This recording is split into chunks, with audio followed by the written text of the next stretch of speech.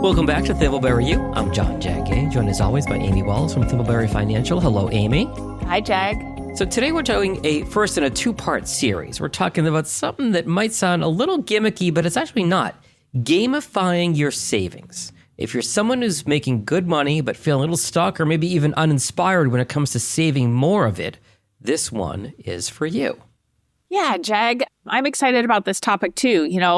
You and our listeners, you work hard for your income, but knowing you should save more doesn't always equate to doing more in terms of savings. So gamification gives us a new way in. The truth is motivation helps, but action is what builds real financial momentum. Sure, everything works in theory until you have to actually put it into practice to see results. Absolutely. Now, again, this is, of course, educational, not personal advice. If you need advice about your situation, you can reach out to Amy directly. We'll give her contact info at the end of the show. So, Amy, why do so many smart, high-income people get stuck when it comes to saving? Well, the bottom line is many don't know where to save. And let me put this into perspective. You may be a high-income earner and you've maximum funded the highest amount you can, your 401k or your 403b, your cash reserve is decent, and you don't know where to put the other money. And when that's the case, spending often steps in as the norm. I've worked with couples earning over $600,000 a year, and it may be difficult for them to cut $2,000 a month out of lifestyle creep and redirect it to savings just because they've gotten used to the pattern of behavior. Just like we talked about, the action of saving is what gets you somewhere. The action of spending also wants to continue as an action. It's that momentum. And with that amount of income, you're talking about $2,000 a month, it's surprising that people can struggle at that level. Yeah, here's the thing. Earning money and taking action to build savings are two completely different skill sets. Mm-hmm. Like I said earlier, motivation helps, but it's action that creates that momentum. Action begets more action. And so what we have to do is find an avenue for starting action. I feel like we're getting into like a Newton law of physics about Okay, so this is about finding ways to turn that first step into something easier, right? Absolutely. And that's where gamification can give people a big boost. Okay, what is one simple move we can make today? Well, this isn't exactly gamification, but it's automate one transfer. Mm-hmm. Just go and set up a transfer. It could be $20. It could be $50. It could be a couple $1,000s, depending on your financial situation. The amount is less important than removing the decision friction. Okay. And you said earlier, this isn't just fluff. As we start to get into the gamification piece of it, what kind of evidence is there that the gamification will actually work? Yeah. Sometimes when I hear gamification, I think of cute little apps and such. I've got this one really amazing app that, is really cute that makes me take care of myself. It's gamification. But financially, Qapital users who used automation rules were 1.5 to 3.5 times more likely to hit their goals. Okay. Qapital's own data also shows gamified users save more and log in more frequently. So right there, those are two good signs. There's another tool called Secure 2.0, and it allows employers to offer $250 to employees who increase retirement savings.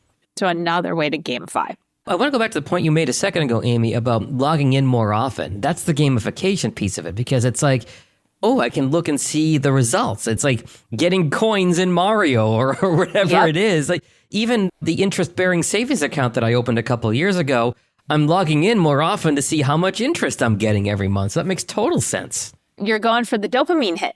That's exactly right. So we're not just tricking ourselves. This is actually science-based behavior. Absolutely.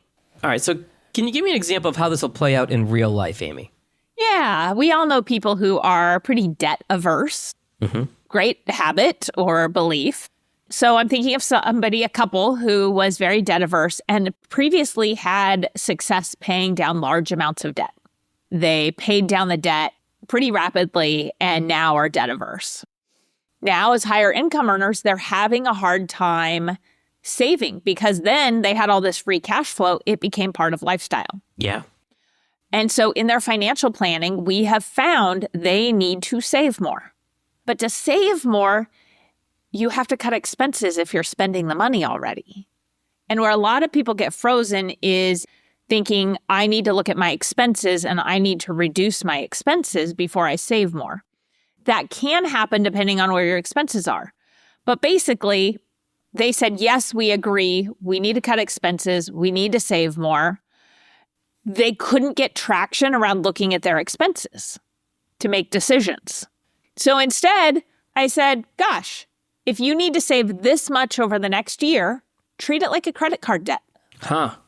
And they set up a plan. They looked at that and they said, we don't want this debt. Great. And they set up a plan right away to get that paid off and are now going to be putting thousands of dollars a month towards that goal that they could not find because they hadn't cut expenses. I think we've all seen stories of people who climbed out of debt and for that reason, or they're so, like you said, debt averse. So I love that reframing of don't think of it as saving, thinking of it as a debt to yourself. And that changes the mindset of, okay, I've got to get this debt paid off. I've got to save X per month or X per year, almost like another bill. Yep, exactly. And that's really what savings is. Like we've talked previously about set your savings up first, Yep. right before you spend. But in this case, the gamification is telling yourself, no, I am paying a bill rather than I'm paying a bill to pay off debt. If there are any 90s kids listening, you got to feed that, was it Tamagotchi or whatever it was? Uh-huh. All right, let's make this actionable, Amy. What are some actual games people can try besides the example you just gave? Yeah. So if you want to start saving today, here are a couple that could work. Level up your savings. So treat and you got to pick your number based on your financial situation, $500, $1,000 saved as a new level, okay, in a game. Mm-hmm. So if you've got this long-term goal, you can break that down into smaller bites and say, every time I hit a new $1,000 saved, that's a win. I get to level up. And building those small goals in, those milestones, are really a key to success, right? Because you get motivation from achievement and you get more action from that. The other thing is at milestones to give yourself a small reward. So maybe you go out to a nice dinner every $1,000 you save or something. Exactly. We've all heard of the no spend strategies, right? I'm not going to spend money for a year, for example, outside of groceries. We're not going to buy clothing as a household. Okay, let's not go that far, but that can work. For our clients, maybe there's a specific area like dining out that they know this is where we blow our budget. Yeah. You know, we get busy and we just, Grubhub and Uber Eats and all the things happen. Or our neighborhood restaurants happen. So they may say, we're not going to spend money on food other than groceries. Maybe start it for 7 days or no Amazon for 7 days. Ooh, that one's hard. Right? And you hit it for 7 days. Let's try it for 14 days. I know somebody that did the no dining for 14 days. That was their goal.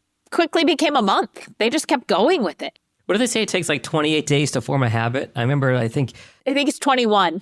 21, Mm-hmm. okay. And I think I did dry January last couple years. Yeah. And I was like, oh, I guess I don't really miss beer that much.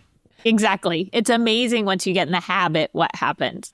A progress bar dashboard. Track savings visually. So maybe this ties to the first one I talked about, that level up savings, but have some visual dashboard that as you hit it, you can see where you're at trying to get there.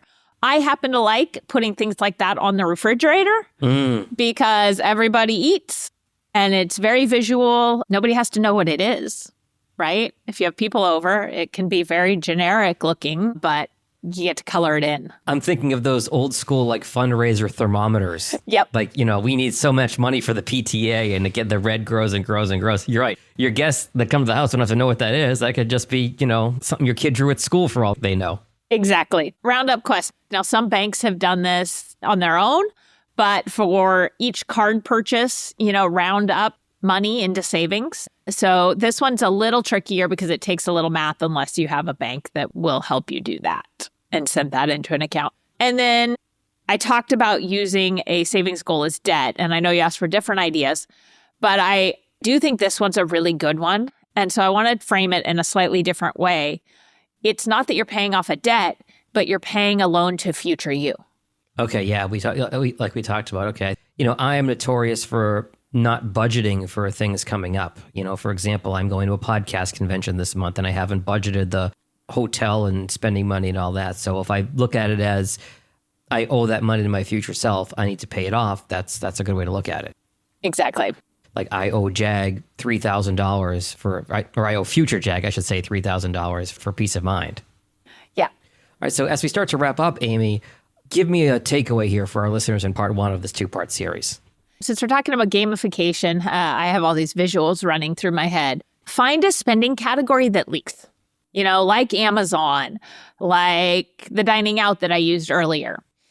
Pick one area that you think, without even necessarily doing research, I'm overspending here, or we're overspending here. Now, of course, if you have a partner in your financial life, you're going to want to come to some agreement about that category and what you're going to do about it. Don't just choose it and, you know, say you're going to do it. But choose one of the games we mentioned and start around.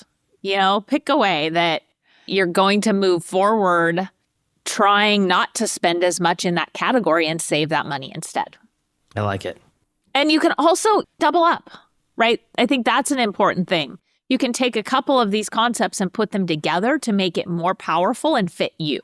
Yeah, it really comes down to what works for you. And that's kind of a nice overview and probably a good stopping point for us here in part 1 of our 2-part series on gamification here. In part 2, we're going to go a little bit more in depth. We'll give you the full playbook, rewards, recovery plans, how to design your system from scratch. In the meantime, Amy, if somebody wants to come talk to you and your team at Thimbleberry Financial about anything related to their financial future, what are the best ways to reach you?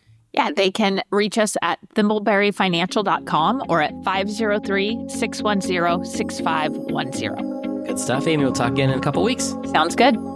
Securities offered through registered representatives of Cambridge Investment Research, Inc., a broker-dealer member FINRA SIPC. Advisory services through Cambridge Investment Research Advisors, Inc., a registered investment advisor.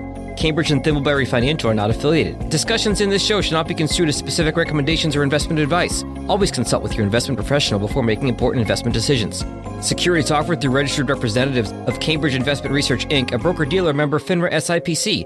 Advisory services through Cambridge Investment Research Advisors, Inc., a registered investment advisor. Cambridge and Thimbleberry Financial are not affiliated.